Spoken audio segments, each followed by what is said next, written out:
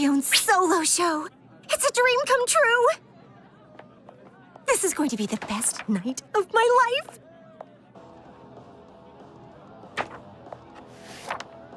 Oh, nothing. Just promoting my very first solo show. Huh? Friday night at 7:30. I'll reserve you a seat. To what? I just told you, my first solo performance. There will be dazzling effects, thrilling new tricks, all the wonders of magic under one roof. Oh, cool. There will be authentic period costumes, an array of marvelous accents, and the most famous monologues in all of literature. I see you finally managed to put together a little show. How wonderful for you, Oliver. I'm sure your parents will love it. And you have one of your cute magic things. The city's 3-year-olds must be ecstatic. I see it's the same night as my show. At the same time, at the theater next door.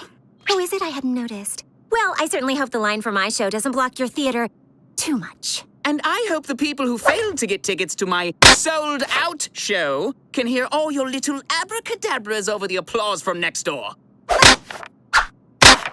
Well, Oliver, I certainly wish you the best of luck.